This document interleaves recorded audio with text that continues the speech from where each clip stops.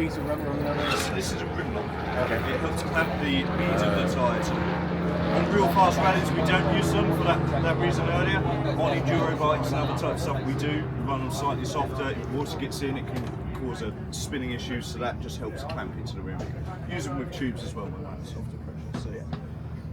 Grab our tyre. This one's omnidirectional, multi-directional.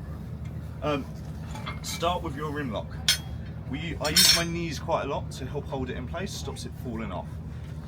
Put your rim lock below that first speed, and then the bead up above the tyre rim, if that makes sense. So it's now sitting on this bottom rim face here.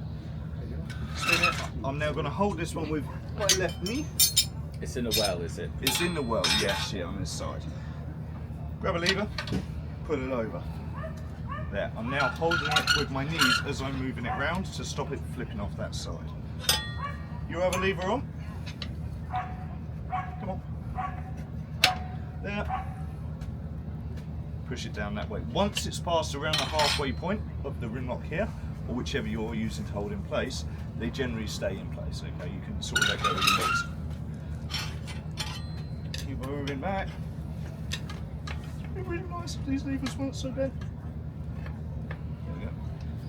Then pull it down. When you get to that point, sometimes just give a little tweak up with your hand, and then wind it down. So that's your first face done. The tube, if you like, the mousse is already always in the tyre. To fit this face, this is the trickiest bit. It's not that hard. And remember what I said earlier, if you're putting too hard or too fast on any of it, then you're doing something wrong. Wind on, clamp that bead of tyre. We're not taking it below, but we're keeping it in place there, okay? It's really hard to talk. I use only 2 levers here, and I just walk it round. I'd be a bit greedy with that first one, give her a little push, and then up and over. Number 2,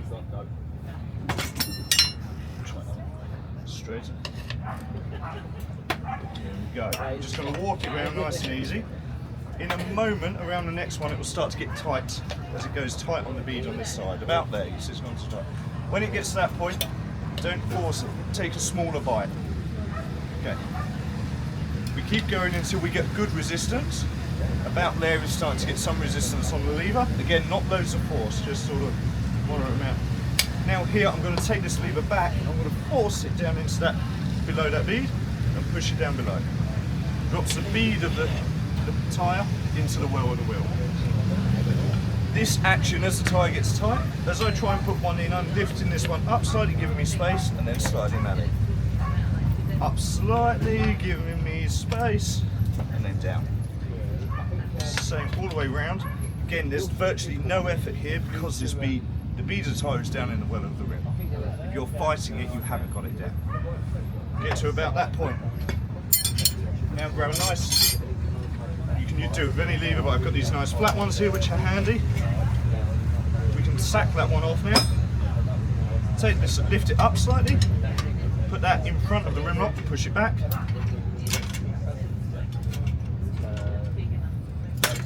Force it down. How do you do that without the machine?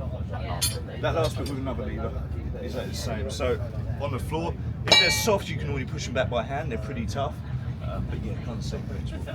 The other way is you get the bead over so it sits on top of the rim lock, and then push it forward, put it on the floor, and stand on it. So the rim lock then drops below the bead of the tyre. And if you're out on the trail or something, what's kind of like the minimum tools you need? You've got 2 seats. It's a bit tricky. Yeah.